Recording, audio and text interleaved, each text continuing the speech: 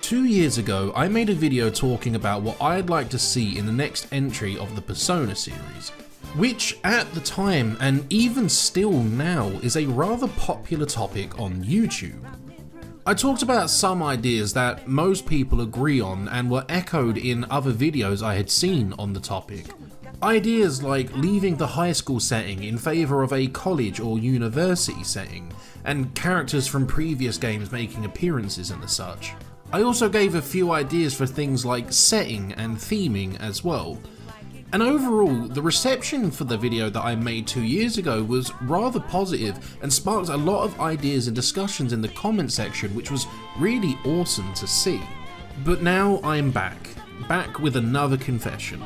Over the last week or so, I've been playing through Persona 5 Royal again and thinking about Persona 6. And while I've had some ideas, I've not really had anything solid enough to make another video on. That was until I received a comment from one of my subscribers, Proper Jelly Don't Be Proper, asking if I had any more ideas or things about Persona 6 I'd like to discuss. So I put on my big boy pants and buckled down, and today, I'm not coming at you with a few new ideas or things I'd like to see. Today, I'm coming to pitch to you a setting, a theme, a storyline, and mechanics for a game I'm calling Persona 6 Source Code.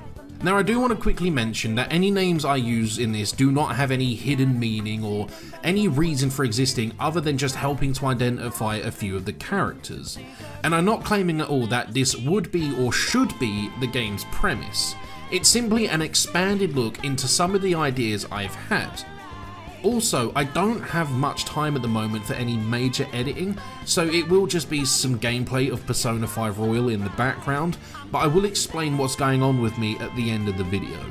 But anyway, let's get into it.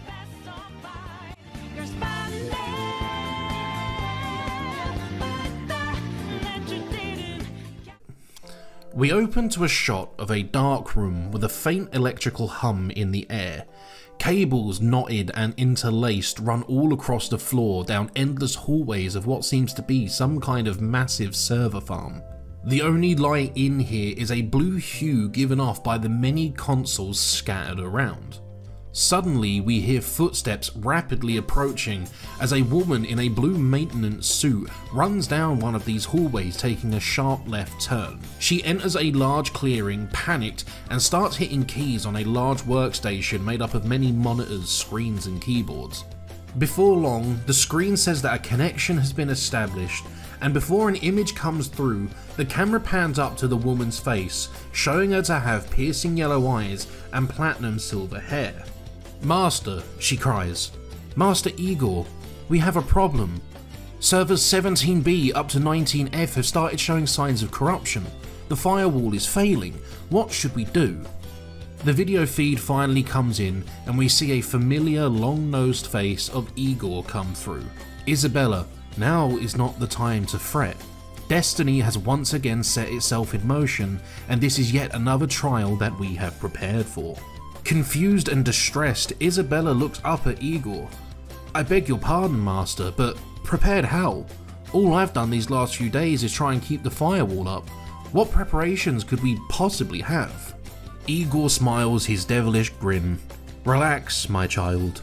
In situations like this, keeping your cards close to your chest is always the smarter move. The corrupted code may have gained access to several databanks, but we have one thing they can't possibly counter: our wild card." The camera slowly pulls away from Igor and tracks Isabella's confused gaze. In a dark corner of this opening is a large holding chamber of some kind, and as Isabella walks towards it, a bright green light shines through the window in a blinding flash, and only a silhouette of someone inside can be seen. After this, we cut to a scene of a small rundown car making a journey through the countrysides of rural Japan on a cold spring morning. A woman can be heard talking over the phone, seemingly showing concern for the driver's safety and well-being, while also talking about how proud they are that they have made their way into the renowned and illustrious Ango Car University. even going as far as to voice amazement that the driver seemed to get into this university with no problems, despite the driver's troubled past in their hometown. Some more exposition is given for the player's context, then it is revealed that the driver of this vehicle will be this game's protagonist. And through some dialogue options we pick in reply to the woman on the phone, who turns out to be our mother, we pick our gender and enter our character's name. After a few more dialogue boxes, the camera zooms in on our protagonist as they hang up the phone and something catches their eye. The countryside vistas give way to small clusters of modern-looking buildings and stores, and after cresting a hill, we see the setting for this game: the city of Fukuoka. A city known for its large population, ever-increasing economy, and a place ripe with new innovation in technology and progressing humanity forward. But it's getting late in the evening now, and as the sun sets, the protagonist pulls up in front of a small storefront. PC monitors and rigs in the windows, advertisements for custom builds and pre-builts, and a repair service. Our protagonist takes their luggage from the trunk of the car and enters the store that is lit up with a green neon sign that names the store as I.O. The aesthetic of I.O. is fairly modern. J-Rock is pumping in the background as a few dozen monitors run promotional material, and a few customers browsing the shelves around the store looking for some new tech and deals. Sat behind the counter in the back of the store, reading an article about several online influencers and their sudden rise to fame, is a store clerk and our protagonist's first true friend in this new city, Akihiko Saito. Dressed in what appears to be a shabbily pressed uniform of sorts, sporting a tied back hairstyle with shaven sides and a chin full of stubble, he looks over to you with a non-bothered demeanour and asks if you're a hobbyist or if you're just browsing. It's here that we tell him we're actually moving into an apartment above the store and was told the way up is through the store's back room. Akihiko immediately lights up upon hearing this, introducing himself and letting the player know that they will actually be living across from each other, before making the connection that the protagonist would likely be attending Angoka University as well. He shows you up to your new apartment and hands you a key, telling you that the new semester for the university starts tomorrow, and also tells you that he will travel with you so you don't get lost on your first day. That night, after settling in, asleep in your bed, the protagonist has visions of the server room, but from inside the tank. An alarm blares off and you can see the attendant running around panically, before fading out to reveal that it's actually your alarm clock waking you up, leaving our protagonist understandably confused about what it all means. As the protagonist makes their way downstairs and out the storefront, they see Akihiko standing by the protagonist's car, joking about how beat up it is, before hopping into the passenger seat, ready to set off to the university. Angoka University is known nationwide as the premier institute for computer science and anything tech related, having helped in many fields with advancing computer technology, medical tech, and social platforming. It's set on a large campus near the Ropponmatsu station area and consists of several large buildings made of glass and white stone, giving it a futuristic, sterile look. The local residents and other students of nearby academies jokingly call it the I-School, although actual students of Angoka University usually shorten it to UNKU. Staring up in awe at the building, the protagonist notices their vision starts to go slightly blurry, and green specks of light start floating in their periphery. Suddenly, they clutch at their head in pain as an intense headache takes hold. Looking around, they see that these flickering green lights actually seem to be what looks like lines of code break through reality and start warping and twisting students and teachers into monsters and demons whenever they pass through one. Through the pain, the protagonist sees a particular set of symbols hanging in the air above them, distorting and pulsing with the same green energy, but it feels more alive. The protagonist starts reaching out through the pain and gritted teeth, but just as they're about to make contact, Akihiko shakes them, asking if they are okay, seeing as they just started acting weird and grabbing their head. But in typical Persona protagonist fashion, The protagonist just shrugs it off as some kind of nervous hallucination from the stress of their past, the move, and their new school life.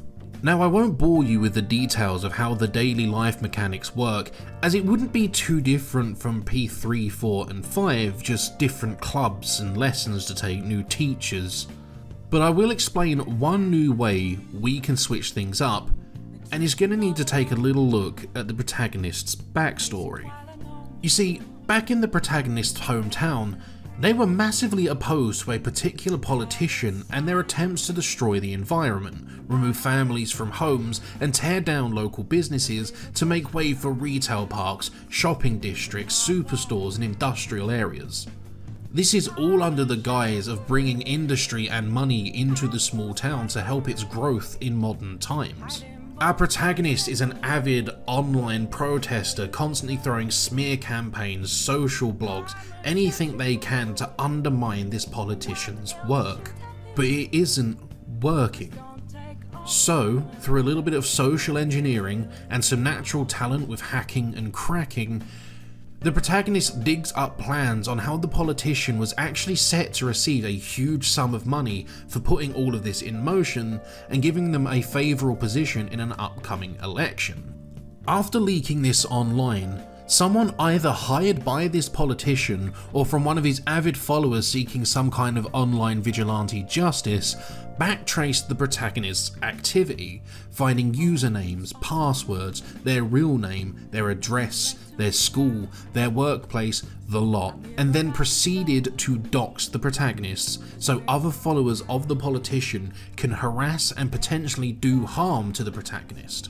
Because of all of this, the protagonist was forced to move away for their own safety, starting a new life, a new school, and even taking up a new name, the one we pick at the beginning, which would have plot relevance later in the story.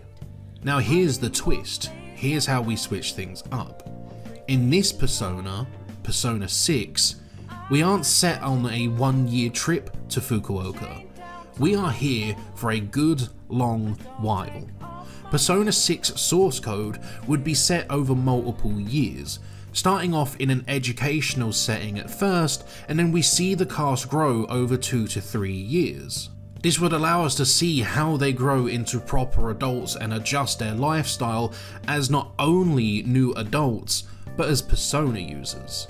Now this might not be a popular idea with many of you, as it may seem like it would drag Persona 6 out longer than it needs to, but I'm obviously accounting for things like time skips, in-game events and whatnot. It also bridges the gap for the purists who want to keep Persona in a high school setting, while also giving fans who want more of an adult cast to eventually get their wish. And it would also be really interesting to see how many of you feel about this and where you fall in the Persona 6 age argument. Let me know down below. But let's talk a little bit more about cast members, the other world for this game, and how the theme would actually play out.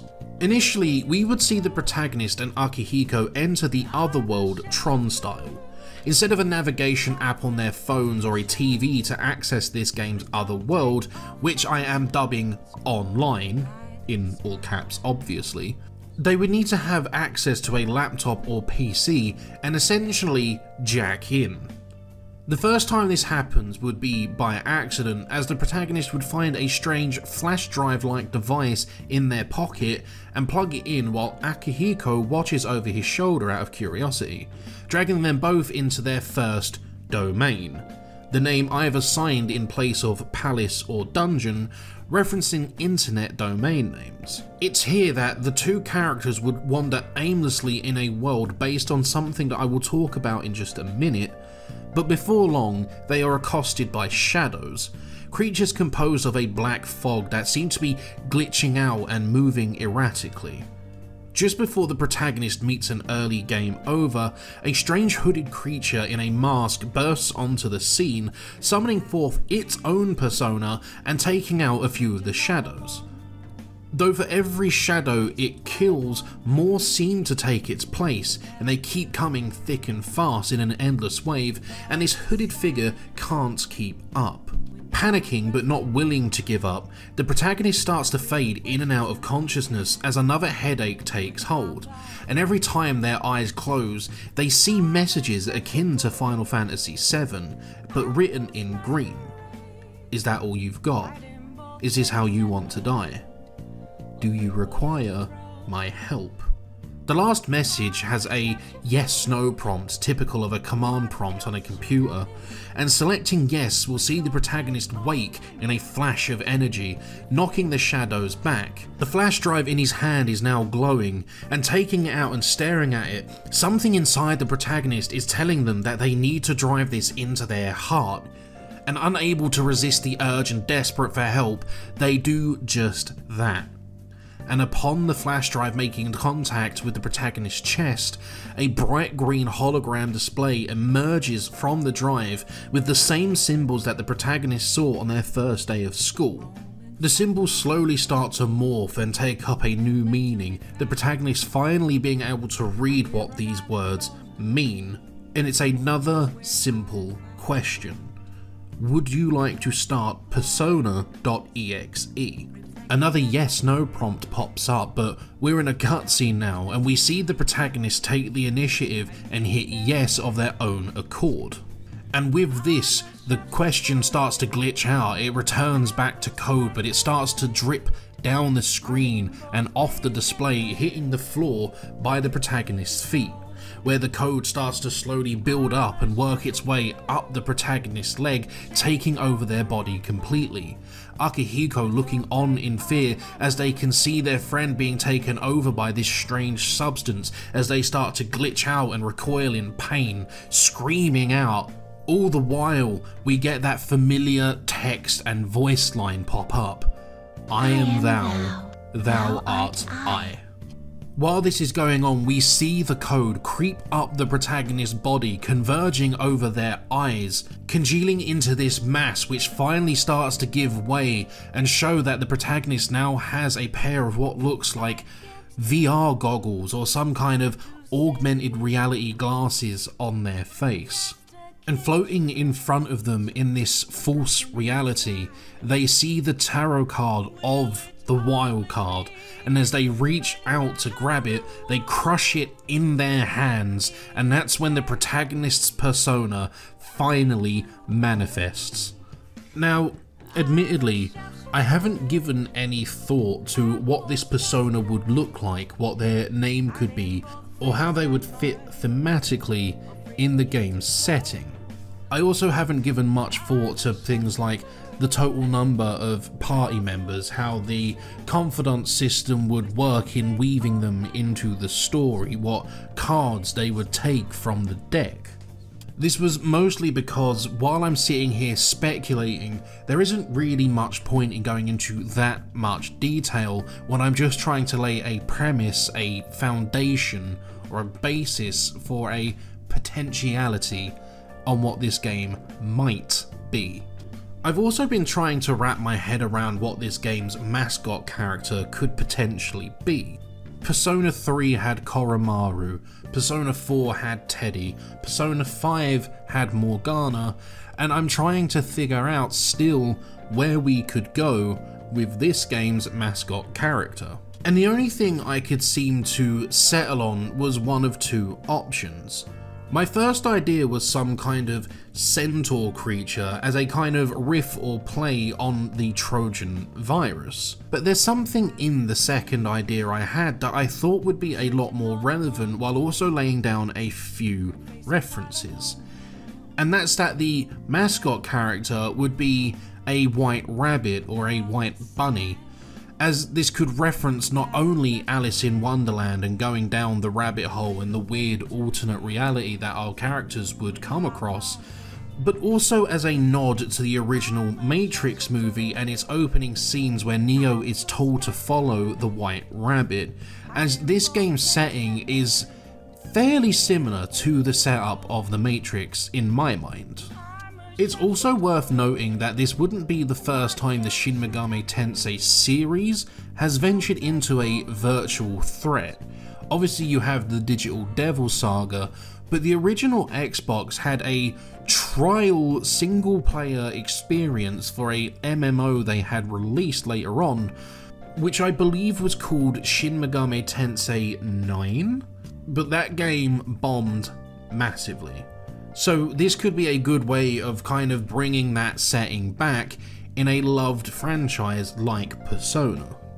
But finally, let's talk a little bit more about domains and potential boss encounters. Domains are essentially based around popular online websites and social media, and the domain rulers, or admins, would be riffs and parodies on relevant modern day influencers and could relate to scams and scandals that they had been involved in, or at the very least similar events within their respective communities.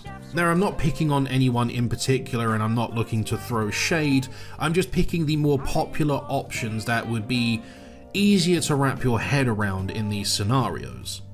For example, there could be an admin who is based on someone like Logan Paul, and the domain is set in a huge mansion but themed around cryptocurrency, scams and boxing. Another could be themed to something like Instagram, with a model who is photoshopping her pictures in the real world and forcing others to help fake her life, and in the other world, online, is forcing her minions to constantly make her look beautiful and spread all of these false amazing stories about her to make her seem even more famous and powerful to bring in more money. And the ruler here, or admin again, could be a reference to someone like Kim Kardashian or any of the endless numbers of Instagram famous people who lie about their life through their teeth. The final domain idea I had, and the one I would love more than anything in the world, would be a domain based on something like YouTube or Kiwi Farms. The admins here would just be absolute teardowns on famous locales, and you could see them even team up or have a kind of boss rush mode that leads up to the final fight. We could see characters similar to Christian, Cyrax, White Bowser and Daniel Larson. And you'd be able to visit the drift race scene of Akron, Ohio and fight its king in a joke fight that ends in one hit. We could race around Quickville, Virginia, chasing after a Sonichu bootleg, or just give Sega an opportunity to actually make Sonichu a thing. There's so much potential for a locale setting and references, and while some of it may go over people's heads or may hit on subject matter that may be considered a little bit too much, which is something Persona hasn't really shied away from before, this one is a pipe dream. But if you have any ideas for bosses, domain settings, or even another world entirely, let me know down below. Now, we've gone over quite a bit in this video and we're currently over 20 minutes. And while I'd like to speculate on a potential final boss or the true final boss, big plot twists and the such, I'm really not smart enough to make something that is truly capable of living up to the Persona 5 twist. And like I said, this is all speculation. This is just a slightly deeper dive into an idea I've had previously. And as I said at the beginning of the video, I'm actually at a loss for time right now and really don't have much in the way to make videos or even edit them in a pleasing way. I've just started up a new job and that's taking a majority of my time, and my girlfriend and I are actually expecting a baby in June. And with the news that we have a little girl on the way, a majority of our time has been spent preparing for the occasion. So unfortunately I have been busy for a while and will keep on being busy for a while, but I'll try and get out videos when I can. I just ask you to be patient with me. I'd also ask you to like and subscribe to show that you enjoy the content and would like something similar to this. Comment down below on any and all ideas you have, any other suggestions for topics you'd like me to cover, and I will try and get to them in a timely manner. But as long as you're enjoying the content I put out, ultimately that is enough for me. But for now, thank you all so much for watching. I hope you enjoyed, and I'll see you in the next video. Bye!